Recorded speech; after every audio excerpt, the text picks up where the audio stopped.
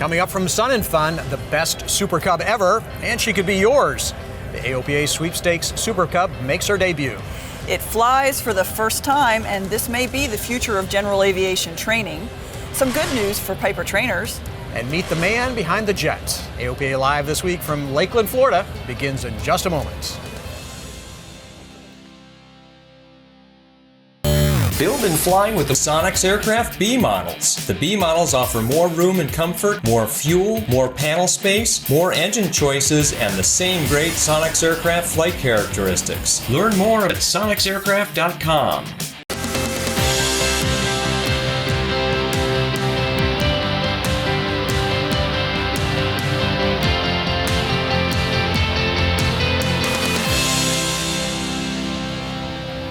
Hello everyone, and welcome to the first major U.S. air show of the season. We're in Lakeland, Florida for Sun and Fun 2018, and we're certainly happy to be down here.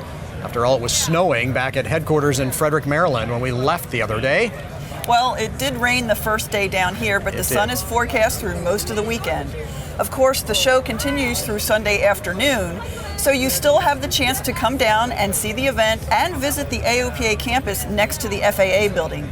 Meet your AOPA team, get some one-on-one help with medical or other flying issues, and see what else AOPA membership offers you.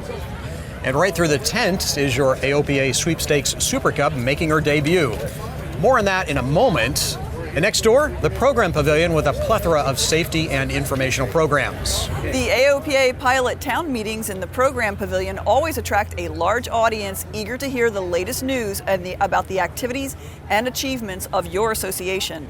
And the big news is AOPA is calling out more FBOs for unfair pricing and egregious fees. Just released 10 watch airports. So we have right now 2 active Part 13 complaints, which the FAA now is enforcing conversations with the airport sponsors saying you're not doing your job of taking care of these airports, making sure they're fair, reasonable, non-discriminatory. We just added 10 more to the list. This is coming from you, not from us. It's coming from members that fly. Over 1,000 complaints have come in the last couple of years, way over 1,000. And these are the airports that have a problem. They're typically monopoly operators. It's an important battle, Warren. We need to get the information out there, give these airports a chance, these 10 airports that we put on our watch list, to do the right thing. And I think many of them probably will, but I also think it helps the rest of the universe understand that while most of our FBOs, and a large percentage, 90-some-odd%, do a great job taking care of us, we've got a few problem child we're going to fix. And let's give these guys a chance to fix it. If they don't, we'll go forward to Part 13 complaints. The 10 airports on AOPA's new Airport Access Watch list all have just one FBO that is using that monopoly position to limit access and charge high prices. AOPA says that violates FAA grant assurances. There's 3 basic principles which I don't think anybody has actually found an argument against. We want transparency. We want to know before we get there by going online what it's going to cost us to park or ramp our airplane.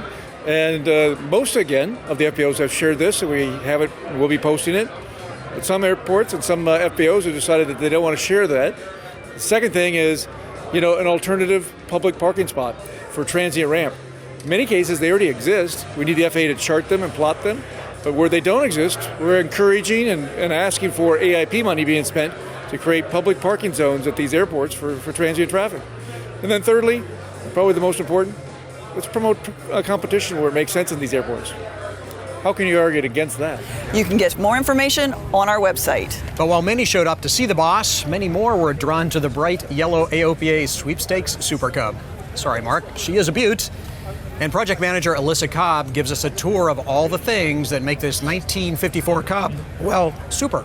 All right, we're going to give you the first look at your new AOPA Sweepstakes Super Cub. The restoration is 99% complete, and this thing has so many modifications it really just puts it over the top. It's going to be the envy of every pilot. We have a brand new Lycoming 0320, 160 horsepower engine, great flying engine. We've been working on the break-in period on it. No oil leaks so far, performing flawlessly. Another cool feature of the airplane is that we have Electro-Air's electronic ignition in here. It makes it great for starting. Hot starts are essentially a non-event. It absolutely runs great. Airframes Alaska donated these 26-inch Alaskan Bushwell tires, and they are just phenomenal. But it's not going to only come with these. It's going to come with Whip-Air's Whipline 2100 amphibious floats, as well as hydraulic skis. Baker Air Service has already done all the prep work to make it easy to change between the different sets of gear. We've already got attach points for the hydraulic skis. This landing gear suspension is amazing from Burrell's Aircraft. It's the AOSS suspension system. It's going to be perfect for all the backcountry flying that the winter's going to be doing. Roger and Darren Meggers did an amazing job. They moved the battery to the front of the aircraft, which is kind of a unique thing that they do. We got the battery, Odyssey battery from Aircraft Spruce, and now it makes it super easy for pilots to access the battery, and that's actually how we're able to run a battery tender from Snap-on and power up the panel here for display. We have an extended baggage area compartment, really nice, big, open baggage door. And there's a special trick to get it open, just so you know when you win it. You want to do the bottom snaps first, and then you can open the top. So you can carry 180 pounds of baggage. We have extended baggage in this area as well, and it's easy to get to. You can haul 20 pounds back here. A Super Cub, it's got to be post-war Lock Haven yellow and black. We know that, but we're AOPA. We always have to do something unique with our sweepstakes aircraft. We kept the traditional lightning bolt, small end numbers on the Super Cub, but you'll notice our tail is a little different. This is a nod to the backcountry fun you're going to have with this. We've got the mountains for mountain flying, a lake for the float flying, also the backcountry for skiing, and we just beefed the cute Piper Cub up a little bit. So most Super Cubs have the sliding windows on the left. Baker Air Service did something special, got a field approval. This is actually called a photo window, and it lifts all the way up. It's got a gas shock, and you can fly with this open all the way up at cruise speed. We have vortex generators from Cub Crafters, as well as the 3-inch extended landing gear. Panel's amazing. It has 2 Garmin G5s, the Era 660, Garmin radio, the ADS-B transponder, so we're getting weather and traffic showing up on the Era 660. And we have the JPI EDM 900 all-in-one instrument. Right, well, this Super Cub weighs just over 1,100 pounds with all the mods that we've put on it, but we still have plenty of useful load. Thanks to Whip-Air, we have the 2,000-pound gross weight increase kit, so the useful load is still just tremendous. You can fly with full fuel with the 48 gallons that the Dakota Cub tanks will hold. Put the 180 pounds of baggage in the baggage compartment, or the third person if you want.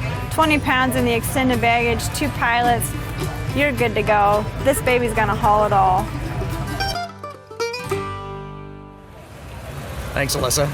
Did you get a chance to look at the Super Cub? I have, it's beautiful. Oh my gosh, isn't it? The workmanship is unbelievable. The folks at Baker Aircraft did a fantastic job. We're really pleased. They really do. A lot of work has gone into this airplane, and it took a bit of work to get it here. It's a long haul from Montana to Central Florida. It's been a long journey for AOPA's Sweepstakes Super Cub. Just 9 months ago, the wrecked airplane began its amazing transformation by Baker Air Service in Montana. I arrived in Montana last week to pick up the airplane. Restoration experts Roger and Darren Meggers worked around the clock to complete the sweepstakes airplane in time. With the airplane's first and second test flights occurring late in the day Friday, and a winter storm headed for Baker, our window to make it to Sun and Fun narrowed. A planned early morning departure Saturday turned to late morning, then pushed to the afternoon. Baker traffic, Super Cub 9054 Papa Charlie, departing runway 13, will be departing to the southeast. Thanks. By the time we departed on Saturday, we just had a day and a half to make the nearly 20-hour journey to Florida. AOPA Editor-at-Large Dave Hirschman joined me in Baker so that we could take turns flying legs on the long journey.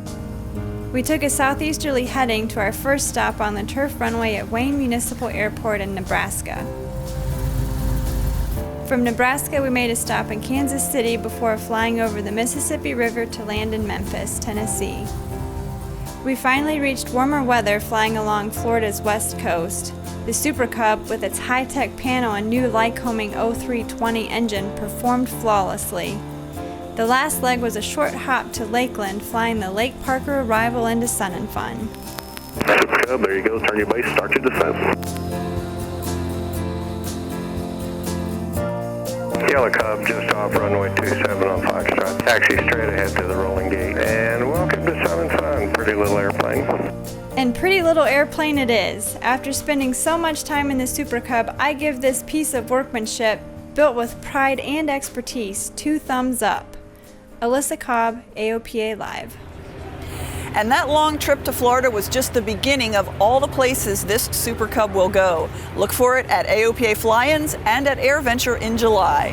Thanks to the industry's efforts on modernizing aircraft certification regulations and the move toward installing non-TSO'd equipment, look for more modern safety equipment to become available for your legacy aircraft. Thanks to the new Part 23 regulations, AmSafe is getting safety-enhancing airbag seatbelts into more general aviation airplanes. The company is releasing a new universal airbag system. We have STCs for a lot of newer aircraft, 97, and we have older legacy Cessnas as well, but what we are trying to accomplish is to get a lot of other applications that we could support by providing airbags at a reasonable price. That was a universal application that could be adjusted upon installation and make it available to more people. The system will cost around $2,500 for a kit that has all the needed parts for both the pilot and co-pilot seats. Final FAA approval expected soon. Another piece of safety gear is making a debut here at Sun and Fun. Epic Optic unveiled a $2,000 portable head-up display for general aviation aircraft. They were demonstrating it in a new Cessna 182. The Epic Eagle sits on the glare shield and gets its data through Wi-Fi from an iPad or Android tablet running any type of EFB software like ForeFlight. And Bose announced a new headset called the ProFlight. The in-ear noise-canceling headset is designed for comfort on long flights. ProFlight is made for airliners, commercial jets, and turboprops with cockpits that aren't as loud as piston airplanes. The new headset costs just under $1,000. Meanwhile, headset manufacturer Lightspeed Aviation is partnering with the AOPA You Can Fly program. They're donating $50,000 worth of Zulu 3 headsets to be used to help encourage more people to fly or return to aviation through AOPA's Rusty Pilot, flying clubs, and flight training experience programs. They've got some really creative ways, and we're still developing all the details of exactly how those headsets will get used to, again, attract, incent, and reward ultimately folks getting involved in those programs, going through those programs. And those programs are huge multipliers, and I think most of you have seen the results of that in the first 2 years. And so we're thrilled to be an element of helping them do more of what they're already doing a great job of. Lightspeed is also donating headsets to organizations that provide flying scholarships of $5,000 or more. AOPA and California Aeronautical University announced a renewed supporting sponsor agreement at Sun and Fun. The two organizations continue working together through the You Can Fly program to reach a new generation of pilots. California Aviation University will again be sponsoring AOPA's annual high school symposium in Louisville, Kentucky in November. And big news for one aspiring professional pilot. So we today are going to be working with AOPA to sponsor a scholarship that is all tuition and fees paid for with minimum flight hours. It's got a value of about $160,000. So a 2019 graduate from high school, the application process will be online. It's called the Dreams Take Flight Scholarship, and we'll be issuing that to one lucky recipient for the 2019 year, and we're happy to be working with AOPA on that. You can find out more about the scholarship at the URL there on your screen. And there are other flight training scholarships made possible by donations to the AOPA Foundation. You can find them at this URL. And speaking of flight training, AOPA is looking for you to weigh in on what your experience was like. The 2018 Flight Training Experience Survey is live now. So the 2018 Flight Training Experience Survey is a great way for you to help your CFI and flight school become even better than they already are. What it basically is, it's a survey that provides direct customer feedback to your flight training provider and enables them to find out what they're already doing well and also what areas of growth they may have. And helping to improve flight training isn't the only perk to taking the survey. When you participate, you can also win some great prizes from AOPA's partners. Coming up after the break, adding high tech and virtual reality to an air show. And there's more than you may think to the man and the microjet. You're watching AOPA Live this week, coming to you from Sun and Fun in Lakeland, Florida. Meet the pilots who fly with AOPA Insurance. They love flying and saving money, just like you. At AOPA Insurance, we understand how you fly and provide the coverage you need to keep on flying. Call for a free quote and see which AOPA insurance plan is right for you. Welcome back to Sun and Fun in Lakeland, Florida, a real celebration of all things aviation. While much of the fun of an air show like this is the rumble of round engines, the future of aviation may be much more quiet. Buy Aerospace in Colorado announced the first flight of the battery-powered Sunflyer 2 prototype this week. They say the two-seat trainer will cost about $3 an hour to operate, and that could be a way to help revitalize general aviation. And general aviation means jobs, and it's good to remind people of that. Last Friday, the General Aviation Manufacturers Association held a jobs rally in Garmin's brand new $200 million warehouse and distribution center. A target audience for the message, the nation's politicians. Elected officials, politicians often say we want economic development or economic growth. What we want are more jobs, better jobs, higher paying jobs, more secure jobs, so that people can put food on their family's table, raise their kids, save for their retirement, and educate their children. We can do that in Kansas in large part because of general aviation. In Kansas alone, general aviation supports more than 90,000 jobs. And general aviation means jobs here in Florida, too. Piper has almost doubled the number of people it employs in Vero Beach over the past 2 decades. Part of the reason for that is a commitment to building training aircraft. We're going to be the leader in training aircraft. Trainer deliveries were up 14% last quarter, and here at Sun and Fun, Piper said that flight school ATP has placed an order for another 100 Archer TX trainers. Once that order is complete, ATP will be flying some 500 aircraft between 42 flight centers. So we wondered, what's their model for such success? Our model is certainly to provide our students with the fastest possible route to the airlines, and we continue to do that with a fast-track career pilot program. Eric says in their program it takes about 9 months to get a CFI certificate. They then hire their graduates to instruct and build the 1,500 hours needed to apply to a regional airline. And almost all graduates do get hired into an airliner cockpit. Well, certainly the demand for pilots is high. And get this, ATP puts some 236,000 hours a year on its fleet, with some 6,300 certificates earned each year. That's a lot for one flight school. One of the most thrilling parts of an event like Sun and Fun is watching all the air show performers. And this year, Sun and Fun organizers are working to bring the air show experience into the future. AOPA Live's Josh Cochran has the story. With the sights, sounds, and the rush of adrenaline, there's really only one thing that can add to the excitement of being at an air show.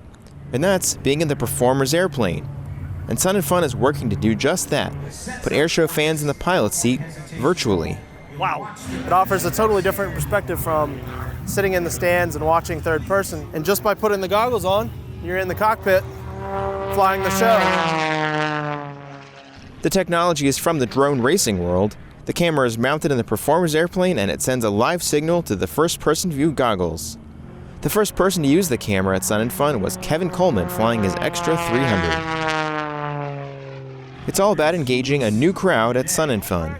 Visually observing something or just hearing it really just isn't enough anymore. Our audiences are really into experiencing something. They want to have, a 360-degree engagement, and so that they are getting a full sensory capture of what they're seeing, along with the information to back it up. And that's not all Sun and Fun is doing to engage new crowds. We're going to have on Friday, Saturday, and Sunday, we have our pre-flight show. It's professionally produced by Live Airshow TV, and it's going to be super fast-paced. It's going to have a lot of exciting and interesting things for people to learn about the airshow, to get them a little bit farther into it rather than just watching and seeing. Now they can kind of get engaged and involved and even interact with some of these folks. This is the first year for the new technology at Sun and Fun. In the future, they hope to do even more to give the next generation a new way to experience aviation. Josh Cochran, AOPA Live. So it's not just listening to all the noise anymore. You get to sort of participate. I guess it's kind of like first-person view, right from the cockpit, among other things. I'll have to go check that out. And finally this week, we leave you with the story of a pilot who doesn't need virtual reality to experience the air show. He gets to experience it firsthand, flying the SubSonex jet to wow crowds below. AOPA Editor-at-Large Dave Hirschman brings us the story of Bob Carlton. You don't have to be a rocket scientist to fly an experimental jet, but it doesn't hurt either. During his engineering career, Bob Carlton designed radar and other components for satellites and Mars rovers. Some stuff in orbit, there's probably some stuff on the moon, maybe a few parts on Mars. Now he flies aerobatic displays in a single-seat JSX-2 jet. It's in a class by itself. You look at an airplane and they tend to fly the way they look. And this one looks small and quick, and that's exactly what it is. Carlton pioneered the use of small jets on sailplanes more than a decade ago. Then he found a tiny jet in the Czech Republic that he thought would be a perfect match for the JSX-2, designed by John Monette of Sonex Aircraft. Well, there's two things about this aircraft that make it really resonate to the average pilot. One is its size. You look at a big jet, a big military jet, and a lot of people will just go, that's really cool, but I don't see myself flying that. You look at this and you go, you know what? I could see myself in that.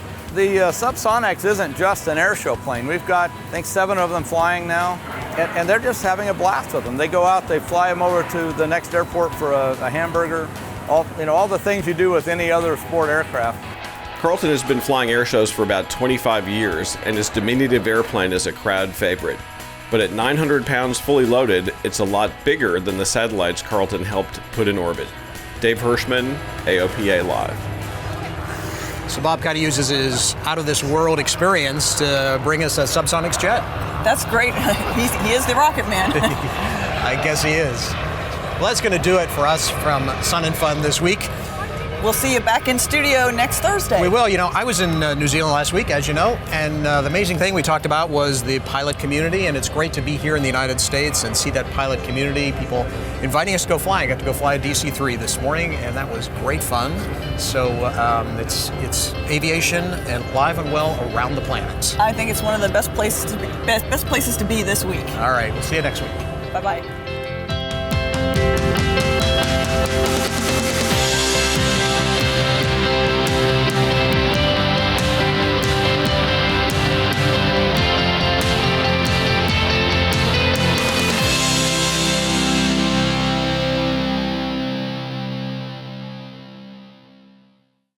Angel Flight West. Pilot volunteers making sure that people, children and adults who need life-saving treatment can get to the treatment they need. As pilots, we're always looking for an excuse to go flying. So the next time you want to get a $100 hamburger, perhaps you should fly a volunteer flight for Angel Flight West. You'll be deriving satisfaction, purpose, and meaning from serving a cause greater than yourselves and flying.